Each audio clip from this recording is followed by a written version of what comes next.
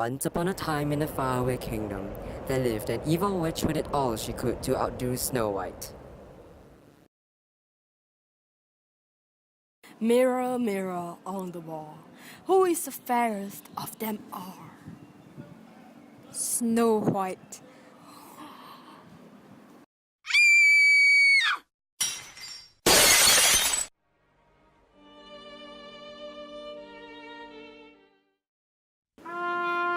Her Highness decided to organize a grand competition, a battle between the glues. Many participated, but only one caught her eyes.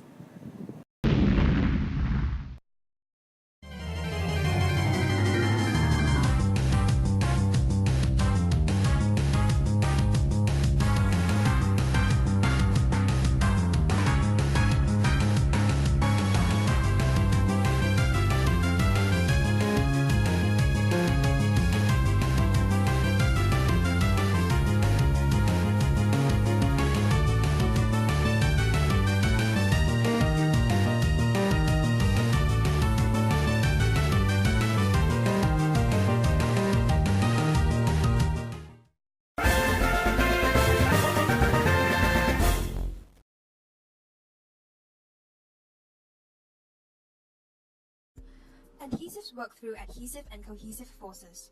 This layer of molecules is the substrate. This layer of molecules is the adhesive.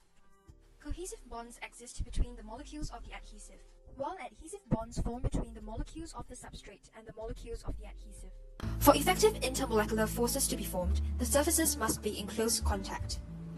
The adhesive must intimately wet the surface, as an adhesive that has a relatively low viscosity will flow into any cracks or pores on the substrate surface, promoting mechanical bonding, which increases the strength of an adhesive bond. Lots of very weak electrostatic forces between the glue molecules and the molecules in the surface hold the adhesive and substrate together. Intermolecular forces are electrostatic attractions between uncharged molecules, arising from permanent dipole interactions, and dispersion forces. The well-known adhesion of epoxies is due to the strong polar bonds it forms with the surfaces it comes in contact with.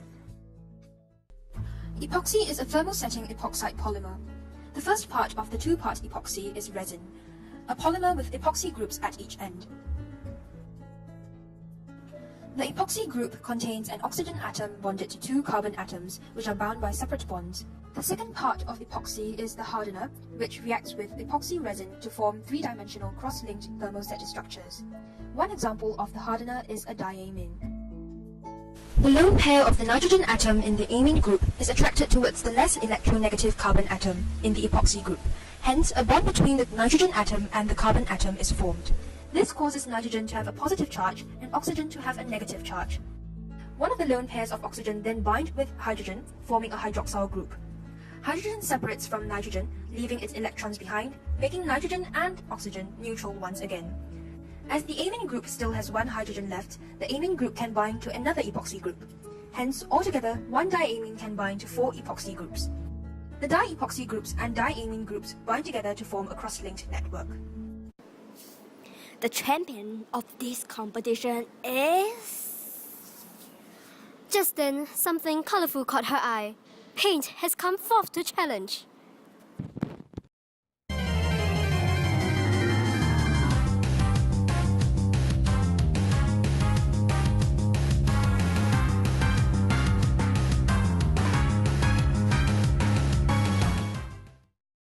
Paint contains a binder to bind to surfaces. This is made partially of glue or specifically resin. Water-soluble paints consist of pigmented resin in water. When it is put on the wall, it dries, as water evaporates, concentrating the dispersion and forcing the particles into intimate contact with each other and with the wall. The reason why they adhere irreversibly is because they have been forced into the primary van der Waals minimum, and adding water again is not going to get them out. The adhesion of paint coatings is due to mechanical interlocking, adsorption, and diffusion. Paint film penetrates the roughness of the substrate surface, resulting in mechanical interlocking once the paint dries. The molecules in the paint film wet or flow freely over the substrate and make intimate contact with the substrate, forming interfacial bonds ranging from strong chemical bonds, such as hydrogen bonds, across the bond interface to weaker van der Waals forces that are based on induced dipole interaction or permanent dipole interactions. Diffusion occurs across the bond interface to produce entanglement of polymer chain molecules. Who is going to emerge as the sole victor? Maybe